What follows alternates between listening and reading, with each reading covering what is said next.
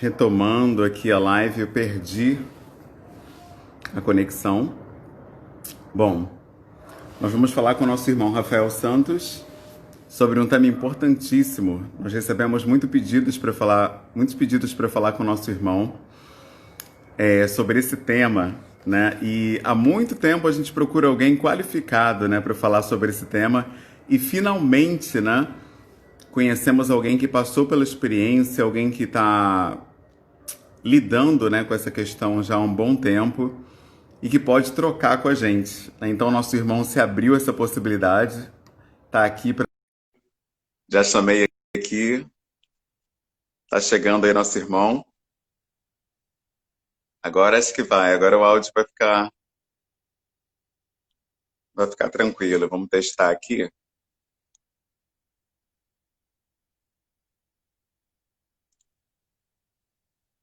Vamos ver se vai. Ah, e todo mundo é convidado para mandar perguntas para a gente também, né? As perguntas que vocês mandam são importantíssimas. Essa troca entre nós, ela é fundamental. Eu acho que de tudo, né, que nós fazemos no coletivo, eu acho que o que tem de mais importante é essa troca, né? Os relatos que a gente recebe, as perguntas que vocês mandam, os comentários, as sugestões de temas também, né? Eu sempre falo que o que vocês mandam pra gente... Ah, não chegou a solicitação? Deixa eu mandar de novo. Apareceu aqui que você não tinha aceitado. Deixa eu mandar outra vez. Vamos ver se vai agora. Aê! Ah, agora sim. Agora Pô, sim. perfeito. Poxa, eu não sabia, eu recebi aqui, me explicaram. Se eu receber uma ligação, aí o volume cai. Então tem que botar naquele não perturbe. Senão, Sim, sim, sim. se alguém ligar, tira o áudio. Mas Já enfim, é. eu vou retomar então o que a gente estava falando, porque é muito importante que esse vídeo fique aqui registrado para as pessoas que não te conhecem, né? E pessoas que lidam também com essas questões que a gente está tratando. Então eu queria que você Exatamente. se apresentasse, né, novamente, por favor. Então, meu nome é Rafael, eu tenho 32 anos, sou natural de Santo André, São Paulo, sou consultor de moda, alcoólatra, sou casado com a Mariana, tenho 3 filhas, Ana Helena, Areta e Amara, e luto aí diariamente contra a dependência química relacionada ao álcool. Perfeito. E você falou que é consultor de moda. Essa coisa da moda, a gente percebe que na sociedade patriarcal que a gente vive é muito associada ao feminino. Então, como é que foi isso, né? Foi tranquilo para você adentrar nessa carreira ou não teve problema nenhum? Não teve nada de tranquilidade. Na verdade, foi uma coisa que eu posterguei por muito tempo. E, pô, como eu falei, eu sou jogador de futebol, tive a oportunidade de viajar para outros países e quando eu fui para a Itália, eu tive um contato muito direto com a moda e com a visão que o homem hétero tinha a respeito da moda naquele lugar, a maneira que ele se vestia, que tem a ver também com a maneira que você se comporta em meio à sociedade. Fala um pouco sobre autocuidado e fala muito também sobre você ocupar o seu lugar na sociedade, né, autoafirmação, né? Sim. E isso foi em 2005, cara. Nossa, Eu comecei a trabalhar com moda em 2017, para você ver o tamanho da luta interna que esse sistema machista, porque a moda é ligada ao feminino e à sim. homossexualidade. Então, essa luta interna, ela foi muito complicada até o momento que eu conheci minha esposa, cara. Foi minha esposa quem me encorajou a trabalhar com isso, porque ela sempre me motivou, reconheceu o dom em mim, reconheceu meus dons. Eu sempre prestei umas consultoriazinhas assim para ela. E ela falou para eu trabalhar com isso em 2017, o ano que nós casamos. Eu trabalhava com engenharia e ela falou: Meu, vai.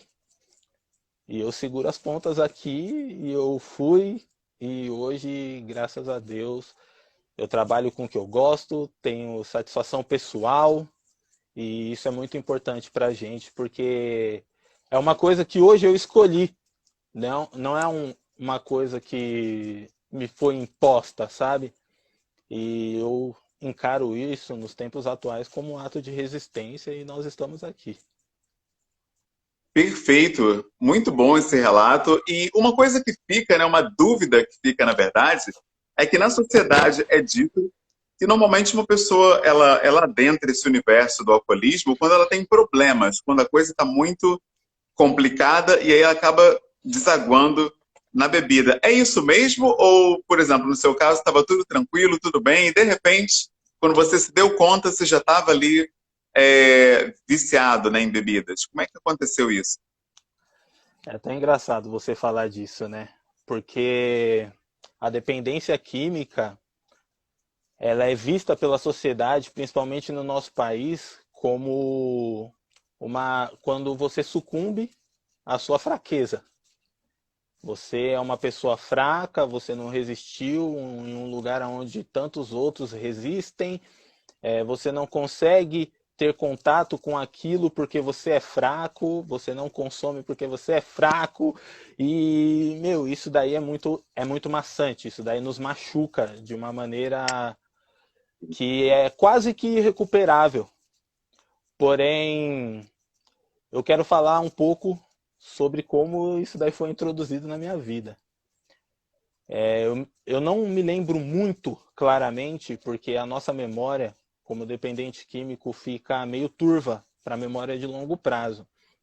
Mas eu lembro que a minha introdução ao álcool foi feita nos meus domingos de confraternização com a minha família, dando biquinho na cerveja dos meus tios, sabe? E isso foi aumentando. Foi de forma gradativa, foi aumentando mediante o meu amadurecimento, sabe? E quando eu entrei no esporte, né, o esporte traz uma independência muito precoce ao atleta, né? E aí a gente acha que é dono do mundo. Então você imagina um adolescente, um homem adolescente, minha esposa está falando aí, me desconcentra. Um homem adolescente, preto, pobre, tendo acesso a coisas que nunca teve, inclusive a bebida, porque bebidas caras têm um tom de ascensão social muito forte. Então eu ostentava, eu ia, comprava uma garrafa de vodka, uma bebida muito forte, que custava R$ 300. Então é muito complicado dentro do meu contexto social, sabe? Era muito complicado até eu admitir essa questão do alcoolismo pela falta de conhecimento. Nós sabemos qual é a base de educação que uma pessoa preta e pobre tem no nosso país. Ainda mais, o esporte foi minha profissão nessa época de desenvolvimento social, sabe? Então, aliar essa profissão a um desenvolvimento educacional básico foi muito complicado. Então, acabou que eu me distanciei ainda mais da escola, mais do que nós somos distantes da educação mesmo estando lá presencialmente, sempre estudei escola pública. Então, foi gradativo. Foi Sim. gradativamente, com as minhas conquistas financeiras, sabe? Quando eu ia rompendo limites de viagens, coisas que na minha cabeça eu nunca ia viver. Então, se eu estava vivendo aquilo, eu já tinha alcançado sucesso profissional, pessoal, etc. Era adolescente também, né? Tenho que te dizer que isso foi muito intensificado de quando eu tinha 15 anos até os meus 20 anos. Foram 5 anos bem complicados, onde a curva foi ascendente. Foi embora, foi para cima e realmente foi aonde eu virei um dependente químico. E quando aconteceu isso? Quando você se reconheceu como dependente químico? Qual foi o momento em que deu esse clique que existia um problema ali? Cara, essa é a parte mais complicada, cara. Essa é a parte mais complicada. Quando eu vou falar a respeito desse relato, quando eu vou dar esse relato, eu sempre procuro salientar que eu realmente eu sou uma exceção, não sou regra. Porque eu não precisei de tratamento psicológico, porém eu convivo com os efeitos do não tratamento psicológico nessa luta. Então é complicado. Eu espero que as pessoas consigam absorver o que eu vou falar aqui. Eu me auto-identifiquei como dependente químico quando eu tinha 26 anos de idade. Para você entender. A curva foi ascendente dos meus 15. 10, 11 anos depois, eu fui me reconhecer como dependente químico. E eu me reconheci como dependente químico quando comecei a assumir as minhas fragilidades. Quando eu vi pessoas ao meu redor que eram tão próximas se afastando de mim, eu fui procurar buscar saber o motivo desse afastamento. E uma coisa muito importante, desculpa, foi quando eu conheci Jesus, cara. Eu sou cristão e eu conheci Jesus em uma prisma muito diferente de que ele é colocado no nosso país com relação à religiosidade. Eu conheci aquele Jesus que te aceita doente, cara. Eu conheci aquele Jesus que te aceita diferente. Ainda é complicado para mim falar disso. Eu ainda fico emocionado. E esse é o divisor de águas da minha vida, cara. Eu realmente fui aceito. E em meio a pessoas que diziam que me aceitavam tanto, né?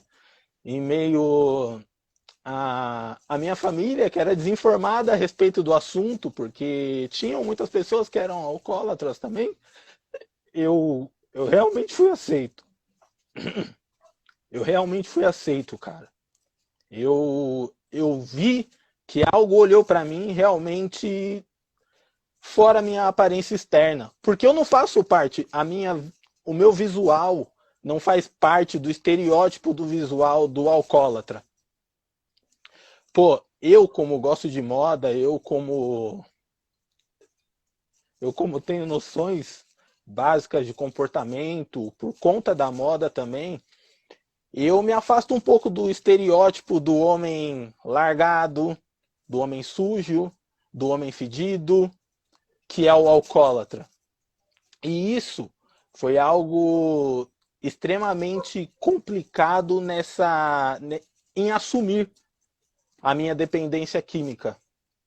Porque é muito mais fácil quando o homem atende todos os estereótipos. É muito mais fácil quando nós resolvemos abraçar esse estereótipo de alcoólatra, e não resolvemos abraçar intencionalmente, mas que nós cedemos, entendeu? Tinha uma questão de status muito forte a respeito da minha antiga profissão, do futebol, que tem uma questão de status, que te coloca lá em cima, em meio aos seus iguais, entendeu?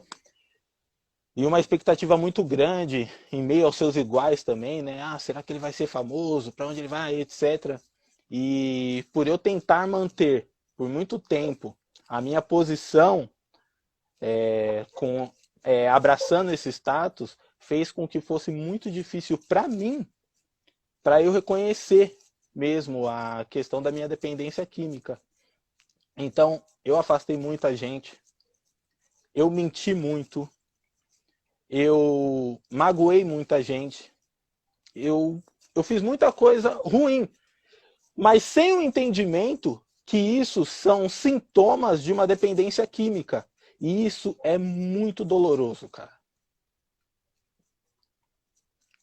Perfeito. Eu só consigo imaginar, né, o que você passou e qual foi o papel de amigos nessa caminhada. Eles te deram apoio, te deram as costas? Como é que foi o papel dos seus amigos nisso?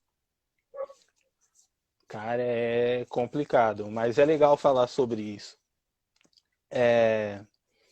Como eu não me enquadrava no estereótipo de homem alcoólatra, que eles tinham o conhecimento, foi complicado porque eles não me reconheciam como homem alcoólatra.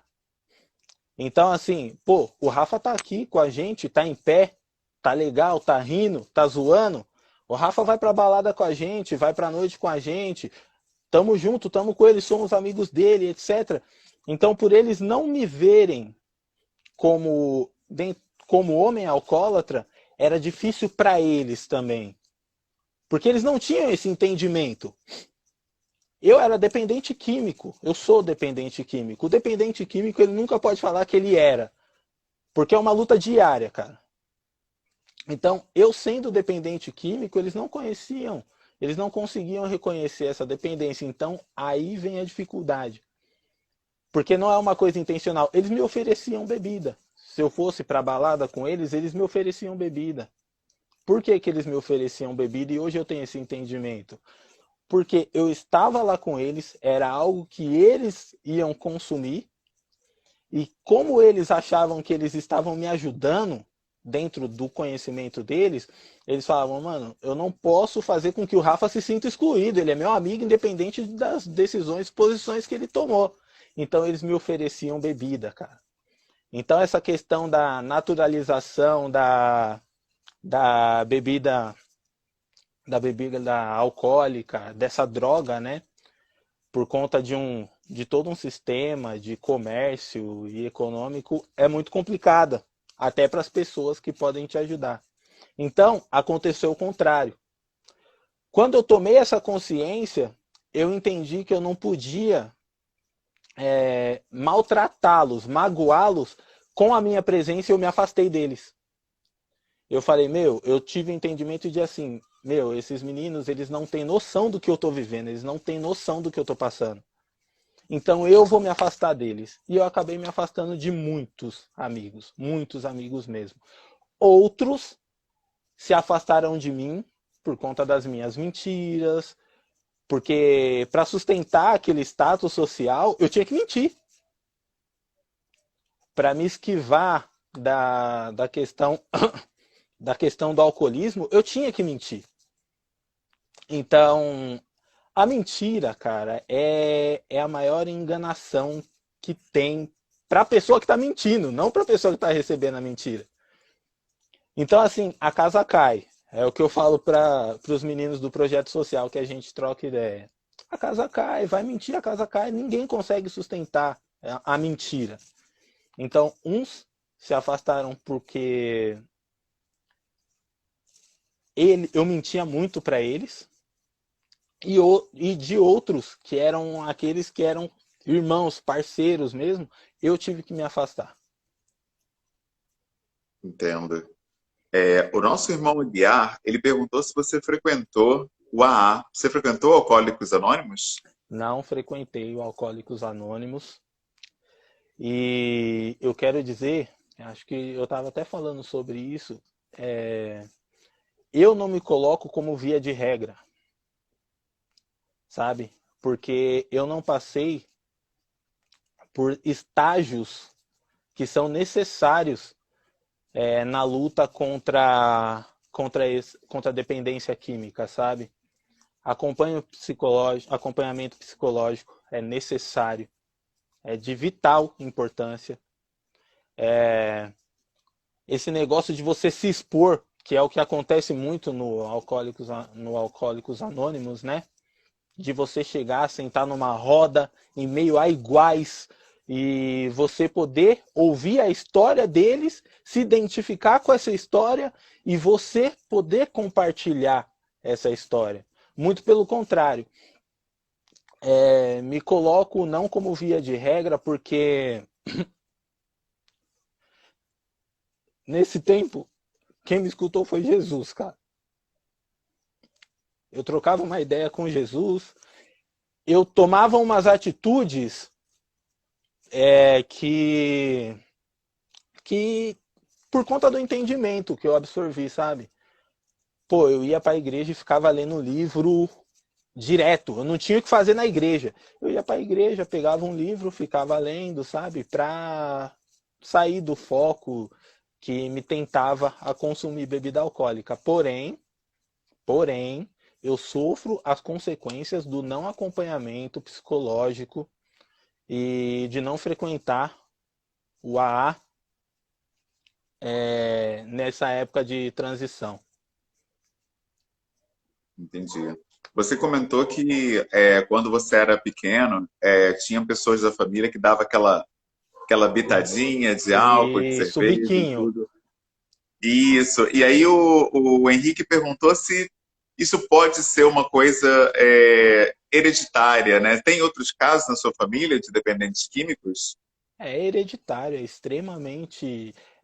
A pessoa que tem na sua família casos de alcoolismo, dependência a drogas ilícitas,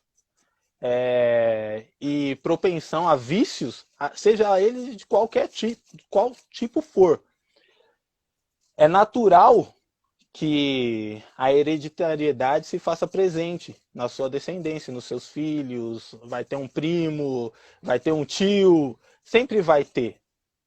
Então, realmente, é hereditário e tem o agravante. Alguns dos meus tios, eles eram alcoólatras. O meu avô foi um ex-alcoólatra. Eu fui em reuniões do AA, agora que eu tô lembrando, eu fui em reuniões do AA com meu avô, quando eu era criança. Só que eu não tinha esse entendimento, entendeu? E o meu avô, ele era alcoólatra. Então, eu já tinha uma predisposição à dependência química. Eu já tinha uma predisposição a vícios.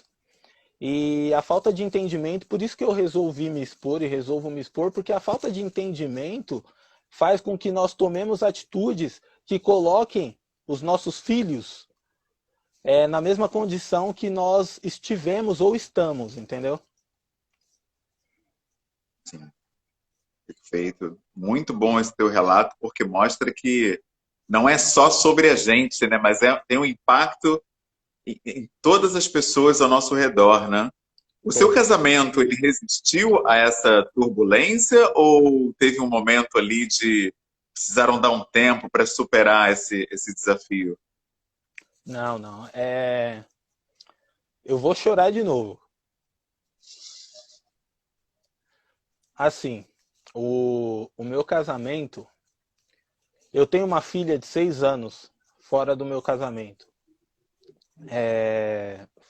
Eu não conhecia minha esposa e uma das motivações à minha mudança e ao reconhecimento da minha dependência química para que eu pudesse ter uma mudança de vida, o fator determinante foi o nascimento da minha filha mais velha, Ana Helena.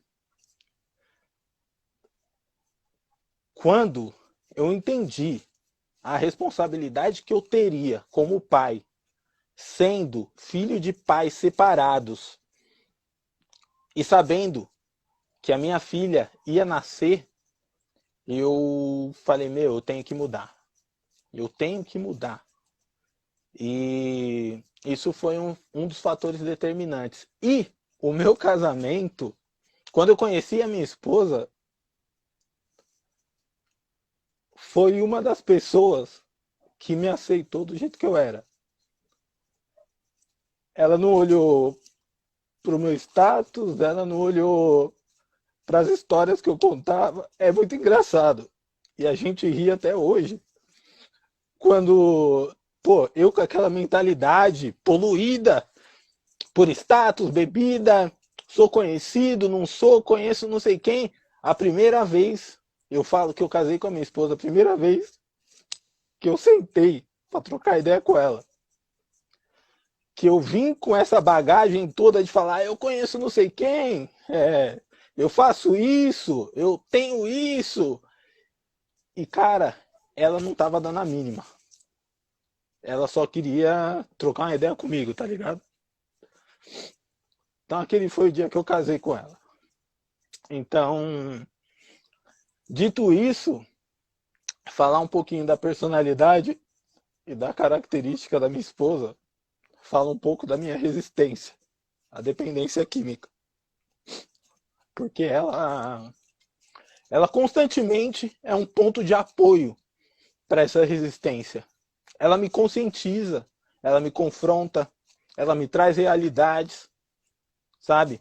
Ela me puxa, porque não é uma linha horizontal essa luta. Pô, tem muitos altos e baixos. E nos meus baixos, a minha esposa ela me puxa. E quando eu tô viajando, tô indo para muito longe, ela me puxa, sabe? Para essa esfera onde eu tenho que estar. Então, assim, teve um tempo difícil no nosso quando nós nos conhecemos. Que nós nos conhecemos, eu me apaixonei por ela, nós somos muito sinceros um com o outro, porém, houve um tempo de afastamento, onde nós ficamos 6 meses sem se falar, e tem muito a ver com a minha dependência química. Depois disso, nós voltamos a nos falar, nós começamos a namorar, noivamos e casamos. No nosso casamento, um tempo muito complicado foi o primeiro ano do nosso casamento, onde nós viemos de um lugar onde, cara, eu saí do lugar onde eu estava e caí em algo completamente novo para mim. Não tenho referência de um casamento bem-sucedido na minha família, entendeu? Não tenho vivência na minha família com um casamento bem-sucedido. Então, foi muito difícil. Foi muito difícil. Mas eu vou falar pra você, cara, minha esposa nunca fraquejou, cara. Minha esposa, ela é guerreira. Ela é guerreira. É uma real. Eu falo assim, quando eu falo, é uma mulher preta mesmo, de verdade, a milhão, ela vai pra cima, porque muitas pessoas tinham medo de me confrontar, sabe? De chegar e falar, meu, e aí? Você não vai levantar daí? Eu fiquei um ano inteiro, Humberto, com depressão, sabe? Eu fiquei um ano inteiro, no ano de 2010, eu fiquei deitado, cara. Eu fiquei deitado num colchão na sala, porque na sala tinha televisão, entendeu? E foi um ano muito difícil pra mim. E nesse ano, por falta de entendimento, todo mundo tentou me ajudar da maneira que eles conseguiam, sabe? Minha mãe, meus tios, minha irmã, sabe? Meus amigos, mas ninguém nunca me confrontou da maneira que minha esposa me confronta. Ninguém nunca me provocou da maneira que minha esposa me provoca. Então, esse primeiro ano ele foi complicado para que eu pudesse absorver essas provocações, porque ela nunca recuou. Então, é muito complicado, cara. E a gente vem desse sistema machista, né? Aonde, pô, como assim minha mulher vai falar mais alto do que eu aqui dentro da minha casa? Como assim minha mulher, ela não concorda comigo nessa determinada situação? Meu, eu sou a voz, eu sou o homem, sabe? E a dependência química nos traz, a luta contra a dependência química nos traz características que são difíceis de serem entendidas pela sociedade. E a ansiedade é uma delas. A ansiedade é uma fortíssima delas. Eu sofro de ansiedade no relacionamento com a minha esposa, enquanto nós namorávamos. Eu passei por um tempo muito complicado, de afastamento da minha filha mais velha,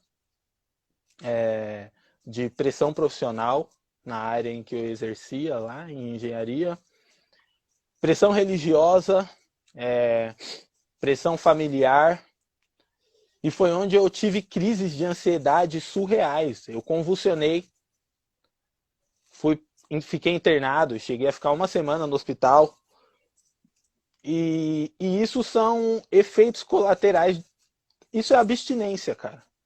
E eu passei pela crise da abstinência em 2016, 2015, 2016 também, com a minha esposa, cara. Como namorada até então, segurando minha mão, cara. Isso foi muito bom. Nossa, que relato! É impressionante a gente ter percepção de como um casamento ele é basal, né? Quando a gente tem alguém que toma, né, o arado ali de fazer parte mesmo dessa caminhada. Eu gosto muito de uma irmã nossa, filósofa, a Catilcia Ribeiro, que ela diz que a Sim, família ela é um projeto evolutivo em conjunto, né? Muito mais do que morar junto, muito mais do que juntar os trapos, como o pessoal muito fala, mais. né? É muito mais que juntar a escova de dente, né? É um projeto evolutivo em conjunto. Caramba, tremendo isso. E com relação à sua paternidade, você teve um pai presente, Rafael? Cara, falar da minha paternidade e colocar com referência no meu pai biológico é muito difícil, cara. Eu tenho aprendido algumas coisas a respeito da nossa ancestralidade e do e da nossa postura, da postura do nosso país pós escravagismo, pós escravidão, essa postura colonial, né? O homem preto, eu tenho entendido hoje que o estereótipo do homem preto ainda é ser aquele homem grosseiro, ainda é ser aquele homem distante. E muitas vezes a gente não sabe, até essa semana, não sabia da raiz disso. E eu comecei a entender a raiz dessa situação. O homem preto, na senzala, ele era visto como homem reprodutor. E ele tinha que se afastar sentimentalmente dos filhos dele, entendeu? Então, assim, e essa postura de afastamento, ela vem até hoje. Se nós não, se nós não desenvolvemos o nosso entendimento e assumimos o nosso papel, sabe, para quebrar esse elo, essa corrente que realmente é forte, cara. É, isso daí não vai ter mudança. Perfeito. Então, Exatamente assim, isso. Uhum. o meu pai, ele foi um homem distante, por alguns momentos ele tentou estar próximo de mim, mas eu sou muito feliz em admitir que meu pai biológico não era uma figura presente na minha vida, porém, eu tive uma figura paterna. Tipo, eu tive o privilégio de ter uma figura paterna, que é meu tio. Ele, cara, eu vou te falar que é outra coisa que eu tô aprendendo, que eu aprendi ontem. No livro, no primeiro capítulo do livro que nós estamos discutindo no grupo dos pais presentes, fala a respeito da postura dos tios no quilombo, que os tios eram vistos como pais. E eu sou muito feliz em te dizer, cara, que eu tenho um tio que ele realmente abriu mão de alguns momentos de liberdade dele para ser meu pai. Então, ele realmente é a minha figura paterna, assim, real, real mesmo. É aquele que me abraçou, que no meio da dificuldade ele segurou minha mão. O meu pai tem muitas questões, tem as questões dele que ele vai resolver, ele tem que resolver com ele, principalmente, que são questões pessoais que nós, homens pretos, nós entendemos, Humberto. Uma coisa que eu aprendi com isso é a não julgar. Eu não julgo um pai que é afastado do seu filho, porque tem uma raiz que precisa ser tratada e o nosso país não dá o devido valor a essa questão, assim como não dá o devido valor a outras questões do nosso universo. De homens pretos, sabe? Pais. É muito complicado. Muito bom. Perfeito. E você se considera um pai presente? Cara, hoje eu tenho o privilégio. Hoje eu tenho o privilégio de exercer paternidade sobre as minhas três filhas. É, o relacionamento com a minha filha mais velha, ele ainda está sendo estabelecido de uma maneira mais próxima. Porque no meio dessa luta, a mãe da minha filha mais velha é uma pessoa que eu magoei muito. Eu magoei muito, eu tenho entendimento de que eu magoei demais ela. Então, algumas posturas que ela tomou realmente, aquele instinto de autodefesa a respeito da minha filha, né? Porque ela tinha uma outra imagem de mim, né? A respeito da minha filha é altamente compreensível. Porém, hoje eu tenho o privilégio de te dizer que esse relacionamento tem sido restabelecido. É um prazer, é muito gostoso, cara. É muito gostoso. A linha de comunicação tão falha entre nós homens, né, e as mulheres, nós homens pretos, que temos que ser mais... Essa linha de comunicação que foi tão falha em um determinado momento da nossa vida tem sido restabelecida.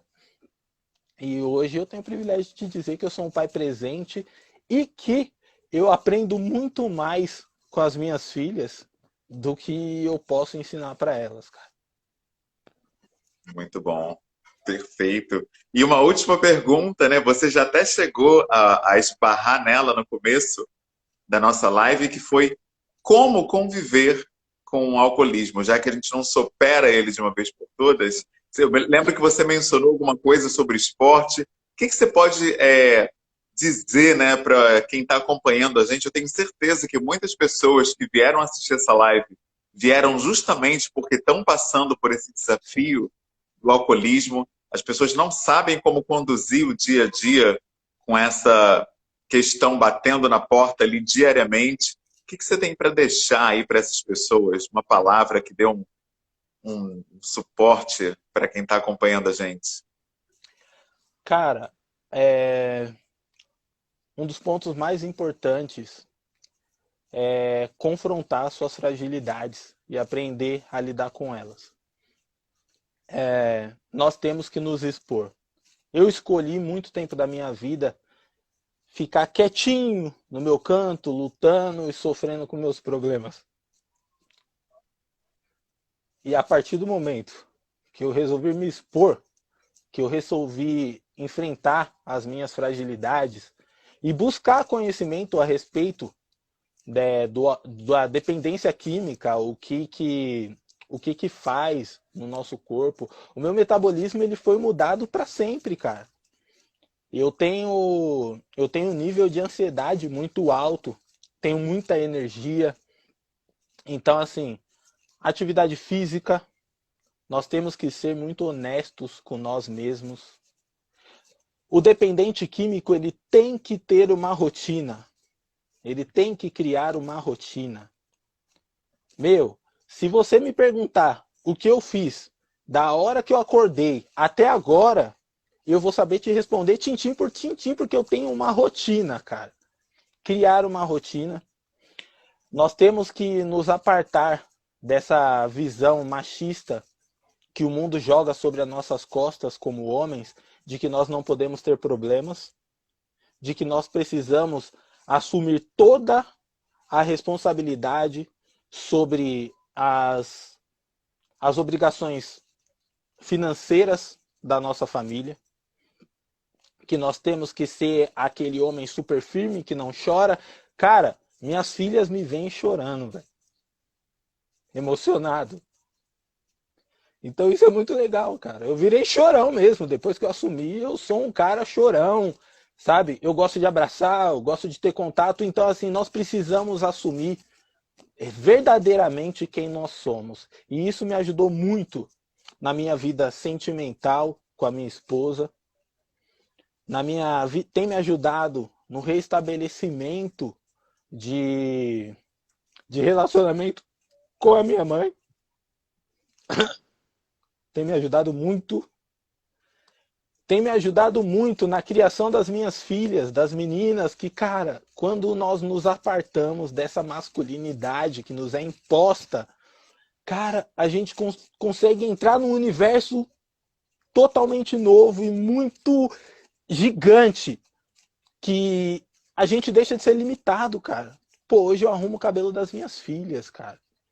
Sabe? Hoje eu dou banho nelas, eu tomo banho com elas, sabe? sabe? Eu parei de sexualizar o corpo e comecei a conseguir trocar uma ideia com elas a respeito das nossas partes íntimas, irmão. Isso pra mim é de verdade, é resistência mesmo, sabe? E poder ver nos olhos delas que todo esse esforço vale a pena, irmão. Vale a pena. Então, assim, cara, nós temos que assumir. Nós temos que assumir. Não é só uma cervejinha, sabe? Quando vira.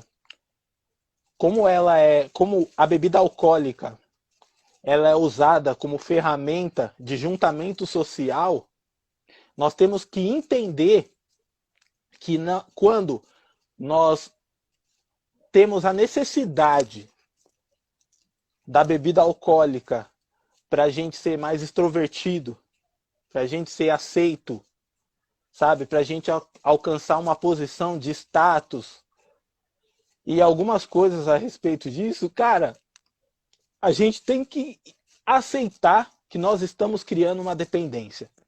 Dependência química, dependência emocional, dependência social. E quando nós assumimos isso, esse é o primeiro passo, cara. Quando nós assumimos isso, nós temos força e visão para olhar para coisas e ver coisas que vêm depois dessa situação. E muito importante sempre salientar, procurar ajuda. Procurar ajuda. Essa conversa aqui aconteceu porque lá no grupo dos pais presentes, nós levantamos essa questão. E esses coletivos, eles são importantes para a gente, para que a gente possa, como homens, a gente possa discutir nossas fragilidades e ver outros pontos de vista a respeito dessas fragilidades, sabe? Nós precisamos desse grupo de apoio, nós precisamos dessa rede de apoio, nós precisamos nos colocar e nos aceitar, cara. Nós precisamos disso. Nós precisamos nos aceitar. Perfeito. Muito bom, meu irmão. E isso que você fala é verdade. Eu cresço muito através dessas trocas, de tudo que é colocado no grupo. A sua chegada, ela me fez muito bem. Eu vejo que essa filosofia, Ubuntu, que diz que eu sou porque nós somos, isso é muito verdadeiro. Eu me vejo como uma pessoa muito mais forte, muito mais resistente a partir de histórias como a tua, que compartilha com a gente e mostra como nós, enquanto comunidade, somos muito mais fortes, né? Essa ideia que o Ocidente dá pra gente, que a gente vai ser o vencedor, o provedor, que faz e acontece sozinho, isso aí não tá com nada.